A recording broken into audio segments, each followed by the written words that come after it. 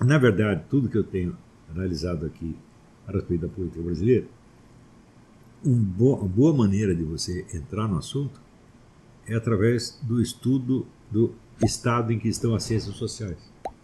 Porque, afinal de contas, todo o vocabulário, todos os conceitos básicos da discussão política sempre começa nas ciências sociais. Quer dizer, por trás de cada demagogo de rua tem um ou dois cientistas sociais. Então, isso quer dizer que quando você distorce as ciências sociais, bom, claro que a discussão política toda vai virar uma loucura, como de fato virou. E aconteceu que as ciências sociais no Brasil, elas se tornaram monopólio do Partido Comunista já na década de 50 e 60. Então, na verdade, o que se chamava de ciência social era apenas o marxismo ou algum arranjo, né, que maquiava o marxismo um pouco, às vezes sob o nome de progressismo, de nacionalismo, qualquer outra porcaria. Né? A concepção marxista das ciências sociais é muito diferente da concepção ocidental, de modo geral, onde a condição número um da objetividade é a distância que o cientista toma, né, da corrente dos fatos. Quer dizer, não que o cientista não possa participar da política, ele pode, mas ele não pode julgar as coisas de acordo com o interesse do seu partido e nem torcer a realidade para dar uma impressão favorável, né, do seu partido, da sua facção, etc, etc. Na perspectiva marxista, ao contrário, essa distorção é obrigatória, porque, segundo o marxismo, não existe a ciência pura, não existe a objetividade científica, só o que existe é a consciência de classe. Quer dizer, o processo social, no entender do marxismo, dos marxistas, é luta de classes. Então você sempre está do lado de uma das classes. Ou você está do lado do proletariado, ou você está do lado da burguesia. Se aconteceu de você nascer no meio, nascer na classe média, então a sua mente vai ser sempre uma coisa vacilante, que vai um pouco para um lado, um pouco para o outro, mas você, no fim das contas, sempre pode decidir e se tornar um partidário de uma das correntes. Então, isso quer dizer que a ciência social, no entender do marxismo, é realmente uma luta. E quanto mais comprometido você estiver nessa luta, maior será o valor cognitivo da ciência praticada, ao contrário do que geralmente se imagina no mundo das ciências, no mundo ocidental, ou se imaginava, porque hoje está tudo dominado pela perspectiva marxista. Então, isso quer dizer que a participação, o compromisso político, é a própria ferramenta do conhecimento científico. Ou seja, a ciência social tem que ser testada na prática da militância, na prática da luta. E a teoria, então, e a prática são muito próximas. Não existe assim uma teoria distinta da prática, elas se mesclam, né? E a prática vai modificando a teoria vai orientando a prática, e assim por diante. E bom, isso aí parece muito bonito no primeiro momento, mas você imagina depois de algumas décadas a confusão que isso gera, né, na cabeça das pessoas. Eu vejo que a nossa capacidade de conservar a objetividade cognitiva num processo no qual nós estamos interferindo é bastante limitada. Eu até dei esse exemplo no livro Jardim das Aflições. Por exemplo, você não pode, em muitas situações, você não pode entender a situação e interferir nela ao mesmo tempo. Ou seja, o desejo que você tem de conhecer algo implica que você renuncie a interferir, renuncie a transformá-lo. Por exemplo, se você pega uma árvore, você pode estudar a árvore como biólogo, né? Então você descreve a árvore, a família da árvore, o crescimento da árvore, tudo. Só que você não pode mexer na árvore. Se você serrar a árvore e transformar numa cadeira, a árvore não existe mais, você não pode mais estudar. Então este é um caso extremo em que a intervenção do cientista no seu objeto destrói o objeto e, portanto, destrói a possibilidade de conhecê-lo. Dali para dentro, se você fez uma cadeira, bom, agora você só pode estudar a cadeira e não a árvore mais. Isso acontece com muita frequência. E os marxistas nunca perceberam isso. Às vezes você interferir no processo, na praxis, como eles chamam, te esclarece sobre a situação, mas às vezes a modificação que você introduz ali falseia de tal modo o quadro que nunca mais você vai entender. E isso foi exatamente o que aconteceu com a ciência social brasileira em peso a partir da década de 80, 90. Talvez talvez antes. Esse predomínio das ciências sociais, do marxismo nas ciências sociais, era uma coisa assim, aceita como se fosse um dogma, um mandamento divino, uma coisa que só um louco imaginaria encontrar. Quer dizer, a possibilidade da mera existência de uma ciência social que não fosse ou marxista ou positivista, que o marxismo se define em parte pela sua oposição e afinidade com o positivismo, né? Para eles era inconcebível. Quer dizer, na ciência social, eu comecei a estudar Marx e Max Weber.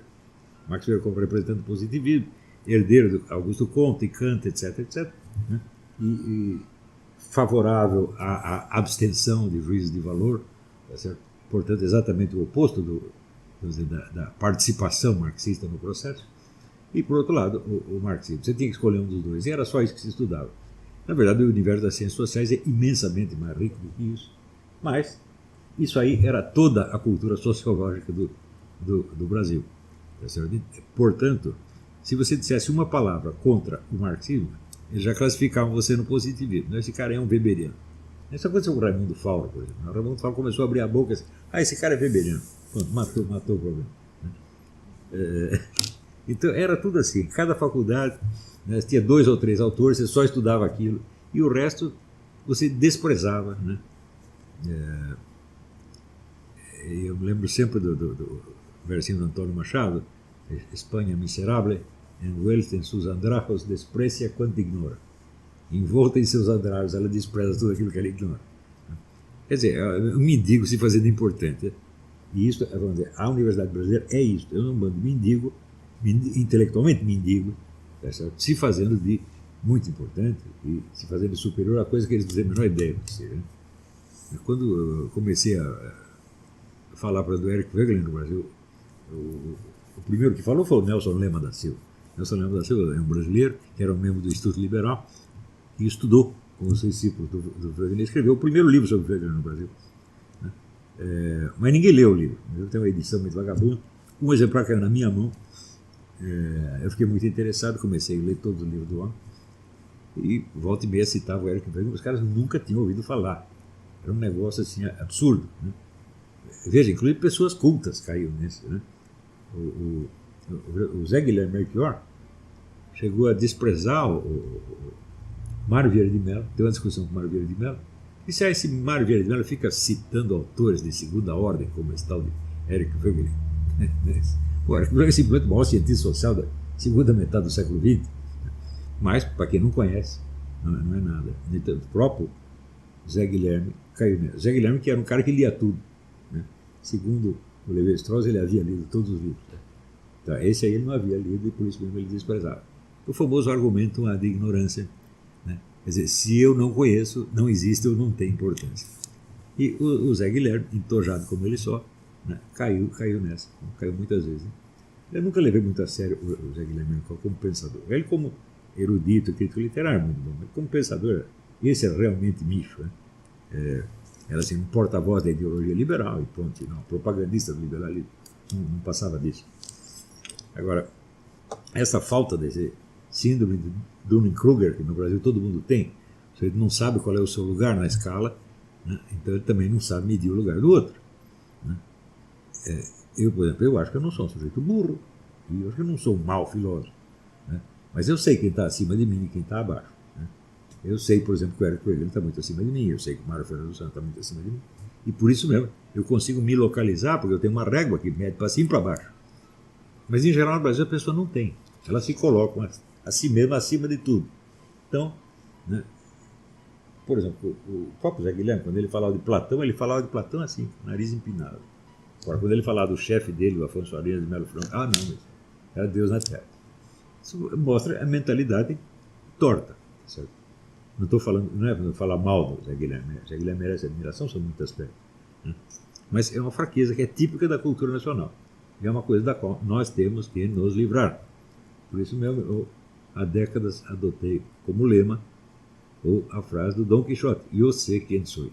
Eu sei quem eu sou, eu sei onde eu estou, eu sei o meu tamanho, sei o seu tamanho, eu sei o tamanho do vizinho. Então, eu sei exatamente. Não precisa me mostrar meus defeitos nem minha qualidade. Eu conheço todos. Né? E Agora, no Brasil, falando desse predomínio do marxismo nas ciências sociais, eu tive o desprazer de participar de uma cerimônia de homenagem, entre aspas, ao Gilberto Freire, na USP, onde a coisa mais linda que disseram, fizeram uma força, depois que durante séculos, décadas, eles escondiam o nome do Gilberto Freire. Daí, quando morreu, veio o centenário, agora nós temos que falar alguma coisa. E decidiram, e fizeram uma força, então, vamos falar alguma coisa a favor dele. E daí disseram, ele era um sociólogo quase tão bom quanto o Florestan Fernandes. Quase tão bom. Né? E o Florestan Fernandes, né, para mim, o resumo do Florestan Fernandes é aquele que disse dele o Alberto Guerreiro Ramos. O problema do Florestan Fernandes é simples, ele é burro. Né? Então você pegar um gigante como Gilberto Freire, né, e comparar a um, sei lá, funcionário do departamento municipal como o Florestan Fernandes e achar que ainda está sendo muito generoso com o Gilberto Freire. Isso é a síndrome de Dunning-Kruger.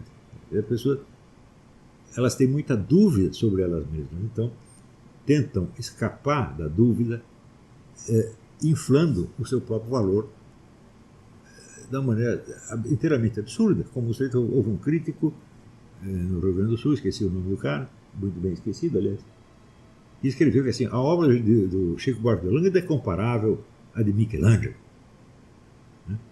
E olha que coisa, então o que você vai fazer com o Carlos Gomes, com o Alberto Nepomuceno, com o Villa-Lobos, né? Então, acima do Michelangelo, pô. Então eles são anjos do Senhor, só pode ser isso, né? É o que fala Mariano Suassuna, né? Se eu chamo esse músico popular de gênio, o que eu vou dizer do Beethoven, do Bach? Não sobrou palavras, né? Acabou. Então a falta de senso de medida nessas coisas é uma doença, evidentemente. Mas você não pode esquecer que essas capelinhas universitárias, elas sobrevivem na base do culto de pessoas medíocres, de gente burrinha que o pessoal transforma em ídolo. Se você pensar bem assim, intelectualmente, quem é Mariana Chauí? É zero. Literalmente zero. O que é o Gianotti? Zero. Estou falando na escala média dos professores que eu conheço aqui nos Estados Unidos, na França, né, na Romênia. Pega essa gente toda e compara. Com um sujeito que não é nenhum gênio, mas é um excelente professor de filosofia, o Andrei Pleixo, o Gabriel Lichiano, do que são eles perto desses dois? Não são nada, eles não são dignos de engraxar o sapato de um professor europeu. Claro que no Brasil tem gente capacitada, muito capacitada, mas geralmente está em nichos muito pequenos, como por exemplo, lógica matemática. Lógica matemática tem pessoas excelentes, alguns dos melhores do mundo estão no Brasil. Mas é uma área profissional muito limitada. Então, no debate intelectual geral não tem ninguém. Só tem, né, macaquinho, mico, tatu-bola, minhoca. É só isso que você vê. E em volta o pessoal aplaudindo. Eu não sou contra aplaudir as pessoas, eu adoro poder admirar uma pessoa, poder aplaudir, né? Mas quem merece? Agora esses caras aí não, pô. Agora no Brasil, sim, se não tem ninguém, ele pega um Zé Mané qualquer, transforma no ídolo da semana. E as ciências sociais no Brasil, graças a isso, foram destruídas, né? Colocando, sei lá, gente como Fernando Henrique Cardoso, ou Florestan Fernandes. Esses não são intelectualmente nada. A obra toda do Fernando Henrique Cardoso, o julgamento mais certo que se fez sobre isso foi o que ele mesmo disse: esqueçam o que eu escrevi. Né? Não precisa ler isso é besteira, não perca seu tempo. Né?